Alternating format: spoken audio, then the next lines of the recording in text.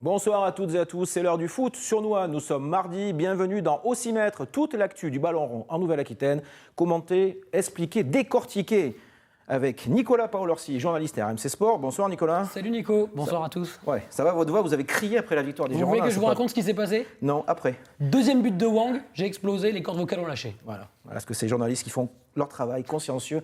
Nicolas Paolorsi, journaliste RMC Sport, que l'on remercie d'être des nôtres ce soir. À vos côtés, Laurent Brun, journaliste plus calme, qui lui a sa voix, auteur de plusieurs livres sur l'histoire des Girondins. Parc Lescure, là, c'était avant le stade Chabandelmas à Bordeaux. Nous allons parler, et vous allez parler de tout ceci ce soir, messieurs. La place de 3 pour les Girondins de Bordeaux, bien fêtée par Nicolas Paolorsi. Bordeaux vainqueur d'Angers dimanche, remonté à la 7e place avant d'aller à Lyon ce vendredi. On évoquera la vie sans Otavio, le régulateur du milieu de terrain bordelais, blessé et forfait jusqu'à la fin de la saison. Pour l'instant, ça a l'air de se passer correctement. Nous parlerons également mercato à une semaine de la clôture d'un marché globalement très calme comme prévu, et pas qu'à Bordeaux. Et nous évoquerons enfin la Coupe de France. Les amateurs doivent reprendre ce week-end, je dis bien doivent reprendre, sous réserve d'éventuelles nouvelles restrictions sanitaires annoncées ou pas par le gouvernement en milieu de semaine. La Ligue 1, messieurs, Bordeaux va bien, va mieux. Que se passe-t-il en 2021, Nicolas ? Je ne sais pas.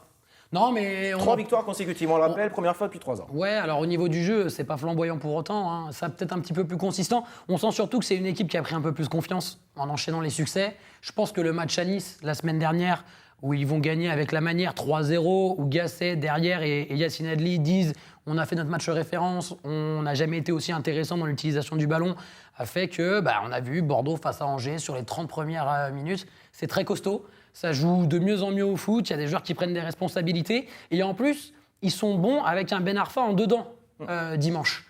Donc ça, pour le coup, c'est ultra positif. Il n'avait pas joué Ben Arfa depuis le début de l'année. Ouais, il revenait de blessure. Donc voilà, on sent que c'est une équipe qui commence un peu à s'épaissir. Ouais. C'est votre avis, Laurent ? Oui, l'utilisation du ballon. On lève un peu plus la tête, on cherche un peu plus la profondeur aussi avec Wang qui apporte ce profil de joueur. Et tu l'as dit, la confiance. Et on le sent dans le jeu, dans les transmissions et face au but aussi. Et défensivement, elle y était déjà la confiance. Mais on sent que la confiance gagne les lignes, milieu de terrain, attaque, et que c'est effectivement beaucoup plus consistant et beaucoup plus efficace. Alors Wang est auteur d'un doublé ce dimanche, notamment un très joli deuxième but sur lequel vous avez hurlé et perdu votre voix. Nicolas, est-ce qu'il est enfin à sa place, l'international sud-coréen, enfin dans l'axe? Ah bah oui, parce que, alors j'ai plus exactement la stat, mais il avait mis qu'un but sur le côté gauche au tout début de saison. Je crois qu'il marque son premier but mi-décembre. Et il a été aligné 6 fois en pointe, il me semble, il marque 4 buts à ce poste-là.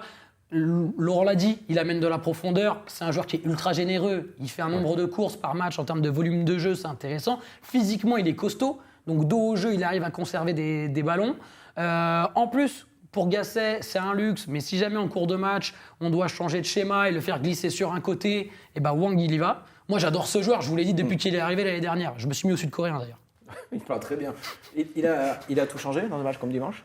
Deux premiers ballons, il met 2 buts. Alors le premier, il est là, ok, mais le second, il est magnifique. Alors lui, c'est l'exemple même du gain de confiance. Parce que ce qu'on lui reprochait... Il était allé frapper à la porte de Jean-Louis Gasset pour lui demander de jouer dans l'axe à la fin de l'année. Ce qu'on lui reprochait, peut-être à juste titre, c'était de ne pas être assez tueur ou de manquer de sang-froid, puisque c'était le terme de Jean-Louis Gasset. Et là, on voit avec, je pense, un travail quotidien et un discours du staff technique quotidien aussi pour lui amener cette confiance. On voit qu'il est de plus en plus efficace, il est altruiste, tu l'as dit aussi, il est généreux dans l'effort. Donc Gasset nous a dit dimanche, c'est le joueur idéal pour un entraîneur. Alors voilà, maintenant il faut confirmer. Alors le niveau de Bordeaux, quel est-il exactement ? Est-ce que c'est la gigantesque purge que l'on a vue contre Reims juste avant Noël ? Ou est-ce que c'est ce Bordeaux qui en 2021 fait un match assez pourri à Metz, mais qui derrière gagne et enchaîne les victoires en étant, vous le disiez, convaincant à Nice et puis plutôt solide hier, à défaut d'être convaincant tout le match. Quel est le niveau de Bordeaux ? C'est un peu des deux, je pense. C'est un Bordeaux qui vaut entre la 7e et la 12e place, donc qui est capable de passer à côté, parce qu'ils n'ont pas cette marge qu'aurait pu avoir le Bordeaux d'il y a 10 ans, par exemple, ou même quand les joueurs étaient moyens en dessous individuellement, ils étaient tellement au-dessus des autres équipes que ça passait. Maintenant, ça passe plus. Par contre, c'est une équipe qui, sur certaines séquences, est capable, dans un beau temps fort, de déployer du jeu. Et puis, quand on voit l'équipe qui est alignée dimanche, il y a quand même des joueurs de ballon. Kalou, Ben Arfa, Wang devant. Rémi Houdin commence à être de mieux en mieux dans le jeu. Ouais, j'y croyais pas trop. Mais il prend un peu plus d'épaisseur. Yacine Adli sort de très bons matchs. À Nice et contre Angers, c'est pas mal. Donc voilà, il y a des joueurs de ballon dans cette équipe sur le papier quand même. La régularité passe par la concentration, parce que c'était souvent ça qui faisait défaut. Alors on a parlé de la confiance, ça c'est sûr, la concentration, et aussi Bordeaux fait souvent preuve de relâchement. Moi, ce qui m'énerve en fait, c'est quand on entend dire on a fait un bon match, on s'est relâché. Mais d'où on se relâche après avoir fait un bon match, quoi. Je veux dire, au bout d'un moment, on est pro, même en amateur d'ailleurs, il faut rester concerné, Vous ne vous relâchez pas dans votre concentré. tous les jours. Mais non, jamais. Voilà. Vous, entre deux émissions, par contre, on vous connaît. Hein. Il faut rester concentré. Et alors, c'est là aussi tout le travail du staff technique, puisqu'apparemment, cette génération-là, il faut la gérer comme ça. Voilà, on ne se relâche pas après une victoire. Donc là, c'est très bien, ça enchaîne, mais ça demande encore confirmation. Le staff technique bordelais est compétent. Hein. Répétons-le de temps en temps, ça fait pas de mal. Ghislain Printemps, Jean-Luc Gasset et le reste, c'est l'ensemble du staff. Bordeaux à Lyon ce vendredi soir, gros match. Avant de recevoir mercredi prochain, le 3 février, Lille. J'ai envie de dire, il nous tarde de voir ces matchs-là et surtout ce que Bordeaux va pouvoir faire. Bordeaux performant contre les gros cette saison, quand même. Ouais, je pense que ce mois de février, il va vraiment déterminer ce que va jouer Bordeaux sur la fin de saison. Vous l'avez dit, Lyon, Lille, Brest, Marseille, je crois. Il y a de la Coupe de France au milieu. Marseille, oui. Il y a de la Coupe de France au milieu. Donc voilà, quatre adversaires très solides. Sur le papier, on va dire que si Bordeaux s'en sort avec 5 points sur les 4 matchs, ce sera pas mal, je pense. Voilà, ils peuvent surprendre. Et puis vous l'avez dit, ils sont plutôt à l'aise face au gros parce que le bloc défensif est très intéressant. C'est vraiment le gros point fort depuis le début de saison. Costil qui en a un 11 clean sheet. La charnière encore, Laurent Koscielny, il a été énorme contre Angers. Et du coup, c'est une équipe qui peut se projeter en contre, avec des Ben Arfa, avec des Kalou, des joueurs qui aiment les espaces. Donc je pense que c'est le genre d'équipe qui peut leur convenir.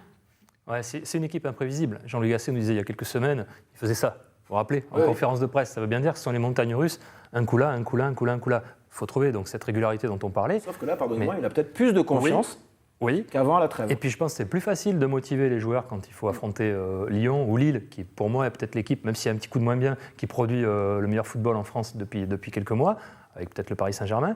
Mais là, c'est intéressant, quoi. Après, là, c'est très fragile. Mais c'est fragile. La deuxième mi-temps contre Angers, il touche le poteau. Bauken a 3 grosses occasions. Si Angers... même le dernier quart d'heure de la première période. Ah oui, Costil sort des ballons. Si Angers s'en sort avec un match nul, c'est pas scandaleux non plus. Donc cet équilibre est très fragile. Et si Bordeaux en prend 2-3 à Lyon, ça ne sera pas scandaleux sur le papier non plus. Il ne faut pas les voir plus beaux qu'ils ne sont. Ils sont bien, ils sont dans une super dynamique, tant mieux. On va voir jusqu'à où ça continue, mais ça reste fragile. Et tout le monde ne fait pas les efforts collectifs défensivement sur la longueur du match non plus. Et ça, je pense que c'est un point vraiment à améliorer. On va rester sur les Girondins pour parler d'abord de la vie sans Otavio. Alors, joueur indispensable au milieu de terrain, en tout cas régulateur de l'équipe. Alors, ce qui vaut pour Bordeaux, quand on perd son joueur majeur, vaut pour toutes les équipes. On peut élargir le débat. Comment on fait quand on a un joueur comme ça ? On parlera du mercato après, hein, mais quand on perd un joueur comme ça aussi indispensable a priori pour le reste de la saison, est-ce qu'une équipe doit se réinventer, tout retravailler, les profils sont différents ou pas ? Contre Angers dimanche, bon, a priori il n'a pas manqué énormément parce que Bordeaux a gagné, en tout cas en termes de résultats. Comment on fait en fait pour jouer sans un joueur comme ça aussi indispensable dans l'ombre ? Moi je pense qu'il y a 2 solutions. Ce genre de blessure, ça peut soit un peu miner le groupe, on n'a pas de solution techniquement, tactiquement, surtout qu'à Bordeaux il y a des joueurs jeunes. Il n'y a pas vraiment ce profil de numéro 6, et Gasset n'arrête pas de le dire depuis le début de saison. J'ai qu'un seul numéro 6, et là, je ne l'ai même plus. Par contre, je pense aussi que ça peut amener une vraie force collective, aussi, ce genre de blessure, souder les mecs entre eux. Et on l'a vu, but de Wang, il sort le maillot d'Otavio, la dédicace de Gasset en conférence de presse, ils en ont parlé. Je pense que ça peut vraiment amener quelque chose de différent. Les joueurs qui vont jouer aussi vont devoir s'affirmer, ce sont des jeunes, donc on pense qu'Adli notamment, qui faisait un peu la navette entre titulaire, le banc de touche, là il va être installé assez durablement, ça peut peut-être lui donner plus de confiance aussi. Donc voilà, c'est sûr que ça va changer le jeu de Bordeaux, parce qu'il n'y aura pas cet impact physique que mettait Otavio. Il faut peut-être jouer différemment. Je pense que Thomas Basic n'est pas capable de le non, mettre. Je suis d'accord. Ni Yacine Adli. Différemment. Ou alors la solution interne avec les jeunes, mais ils sont vraiment trop jeunes. On a vu le petit Tom Lac, c'est pas péjoratif le petit, hein, c'est parce qu'il est très jeune. Il était bon, Tom Lac, 18 ans. Bon. La coupe qui est rentrée, qui a été bon, qui a gratté des ballons. Après, on ne peut pas peut-être tabler sur ça jusqu'à la fin de la saison, puisqu'Otavio ne reviendra pas à la fin de la saison de toute façon. Voilà.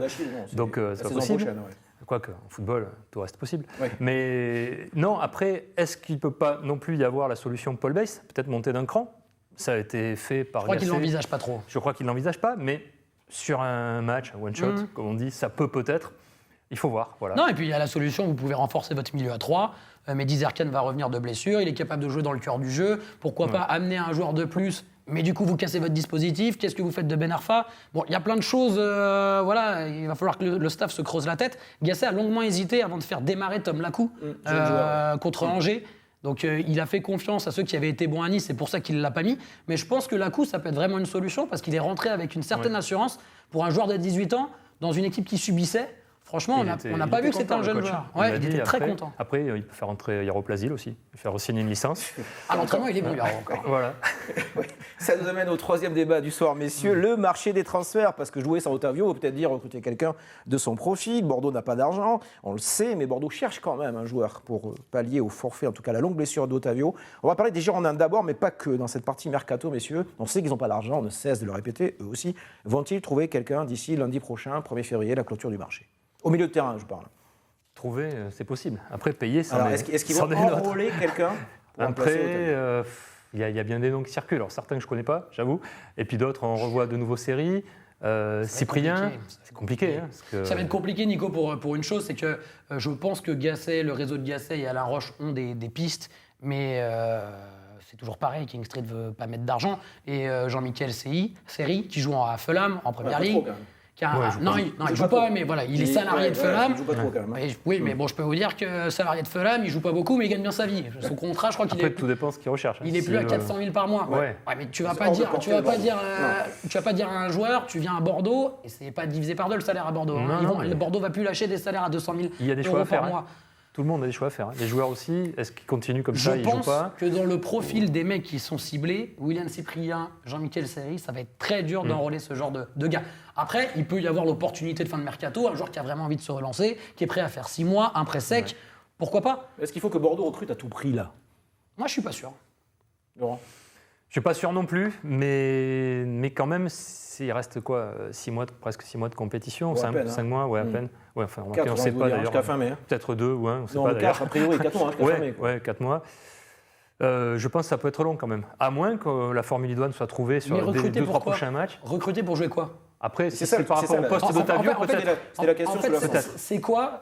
Quelle va être la philosophie des dirigeants sur la fin de saison ? Est-ce que Gasset, avec la dynamique, va dire on peut jouer quelque chose, peut-être aller chercher la 6e place, je sais pas, donc on essaie d'avoir une recrue, ou est-ce qu'on n'est pas dans cette logique de dégraissage ? Au niveau sportif, on se dit si on termine 10e, mais que par exemple on fait sortir un joueur comme Lacou qui va pouvoir prendre plus d'épaisseur pour la saison prochaine, est-ce que c'est pas plus arrangeant pour le club de faire jouer un mec du centre de formation ? Moi, franchement, dans la stratégie club, je me dis le milieu à 3, Adli, Zerkan, Basic, plus un jeune Tom Lacou, ça me paraît pas infamant pour terminer la saison. Mais moi, ça me paraît juste quand même. On va terminer ce chapitre mercato, messieurs, par parler du Landais de Montpellier, du Montois de Montpellier, Gaëtan Laborde, qui a été formé au Girondins de Bordeaux, qui est très convoité. Alors, en même temps, on parle de l'Olympique de Marseille, mais là aussi, l'Olympique de Marseille n'a pas l'argent pour enrôler a priori le Landais. On parle beaucoup de West Ham, qui serait prêt à mettre 15 à 17 millions sur la table cet hiver. Est-ce qu'il ferait bien d'aller en Angleterre, Gaëtan Laborde ?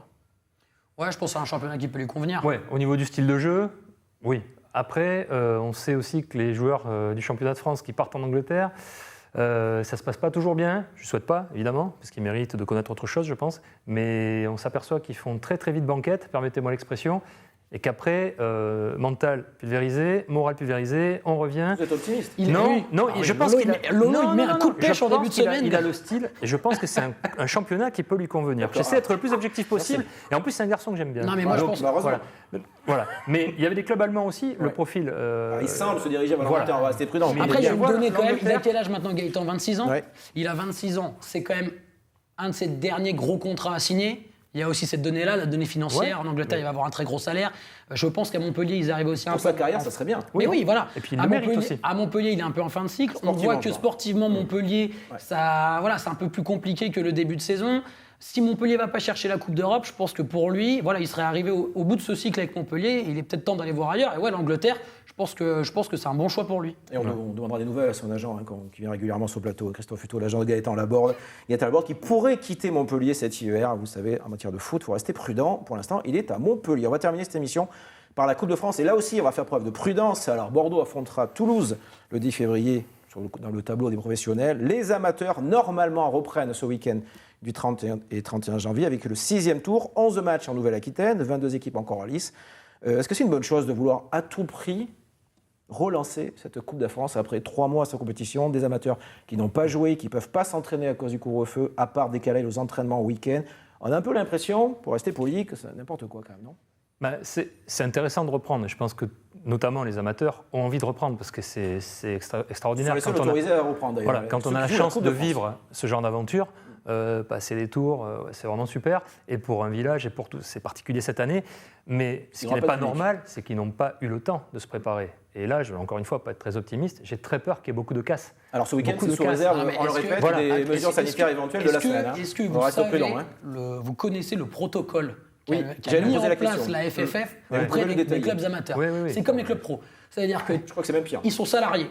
Ils bossent, ils sont en entreprise. Ils ne peuvent pas s'entraîner, ils doivent se faire tester. Test PCR, je crois, les résultats, 72 heures avant la rencontre. Ils doivent aller faire un test antigénique le jour du match. Ça, les pros ne l'ont pas. La veille du match, les pros ne l'ont pas. C'est-à-dire que si tu joues la Coupe de France le dimanche à 14h, tu dois trouver une pharmacie quand tu es amateur à 8h du mat et c'est tester les 25 joueurs du groupe. Ah, mais c'est démentiel. En fait, la Fédé, on a l'impression qu'elle a tout fait pour que les clubs déclarent forfait.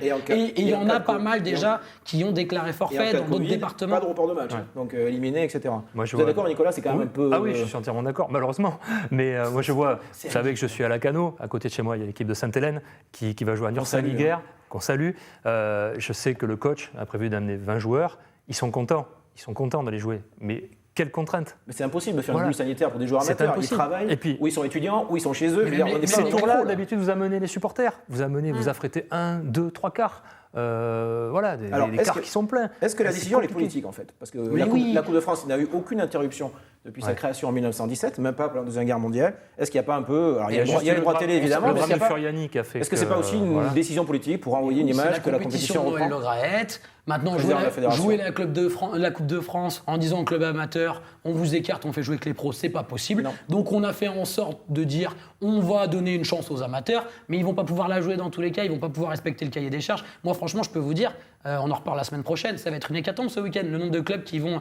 Je suis allé faire un petit reportage au Cap Ferret, qui est en National 3, qui joue Bressuire.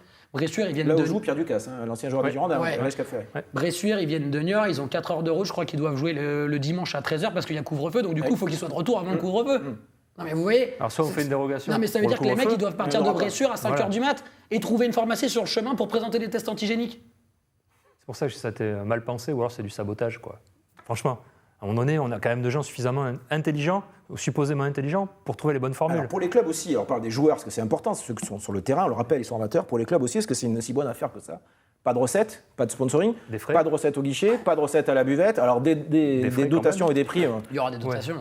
Mais à condition d'aller assez loin quand même, dans cette compétition, des frais de déplacement. Est-ce que pour les clubs, c'est une bonne chose ou pas? Ou alors, après tout, on se dit, on reprend le foot, on reprend la compétition, et puis c'est toujours mieux que rien. Et je pense que Lolo l'a dit, ils sont tous très contents de reprendre. Après, ils ont tous envie de jouer au foot, et ça nous manque tous de faire du sport. Donc voilà, et trouver des arrangements pour les créneaux d'entraînement, c'est complètement jouable. Maintenant, sportivement, moi je trouve que ça n'a aucun sens. Ou alors, il fallait l'annoncer avant, pour qu'ils aient encore 15 jours de plus de préparation, par exemple. Et même si tu as 15 jours de plus de préparation, par exemple, l'Èche Cap Ferret, club de National 3, ils peuvent s'entraîner que le samedi. C'est des clubs, normalement, ils font 4 ou 5 séances dans la semaine. Ils n'ont rien fait pendant 3 mois. Ils n'ont rien fait pendant 3 mois. Quasiment. Et après, derrière, on va faire croiser potentiellement ces amateurs avec un club comme les Girondins, qui n'a pas coupé depuis, qui a repris la prépa, c'était quand? En juillet, ils ont repris les pros. Les amateurs et les professionnels se retrouveront en 16e de finale, normalement. Début mars, la Coupe de France a perdu de sa magie cette année, forcément. Oui, bah, ou elle va en perdre. C'est la vie qui a perdu sa magie depuis un an. Quelque part, il faut rester quand même optimiste. Je ne suis pas Droupi, donc on va rester sur une note optimiste. Il faut y croire et on va s'en sortir de ce bazar. Mais tu l'as dit, la Coupe de France, c'est quand même quelque chose qui appartient à tous les Français. C'est compliqué aussi. J'essaie de me mettre, encore une fois, de façon objective à la place des dirigeants. Pour ça, c'est compliqué de dire, voilà, les gars, vous avez fait les efforts, vous êtes arrivés 5e, 6e tour, on arrête. Mais aujourd'hui, on a arrêté plein de choses. On a des commerçants qui ne travaillent pas, des restaurateurs qui sont sur la touche, sans mauvais jeu de mots. Mais c'est compliqué. Si on veut aller en quelques secondes, s'il vous plaît. Si on veut aller au bout de cette compétition, on le fait bien. Voilà. Et on accepte que les amateurs ne puissent pas se faire tester comme les pros. Voilà. Et on va au bout de la compétition, on fait jouer tout le monde. Voilà, mais en acceptant le fait que les amateurs ne peuvent pas avoir les mêmes conditions sanitaires qu'un club pro, parce qu'ils ne sont pas staffés pareil. Là, on leur demande des choses qui sont infaisables. Eh bien, on verra ce week-end déjà comment ça va se passer pour les amateurs en Coupe de France. Le 6e tour, normalement, en ce qui concerne la Nouvelle-Aquitaine. On dit normalement parce que, bien évidemment, le foot aussi est dans l'attente d'éventuelles nouvelles restrictions sanitaires prononcées par le gouvernement ou le chef de l'État en milieu de semaine. S'il n'y a pas d'autres restrictions, ça jouera ce week-end en Coupe de France. Sinon, on verra et peut-être la Coupe de France sera suspendue, en tout cas annulée jusqu'à nouvel ordre. Merci Nicolas Paolorsi, merci Laurent Brun d'avoir été sur ce plateau ce mardi soir. Et à très bientôt sur les terrains, on le souhaite à toutes et à tous. Ciao, ciao.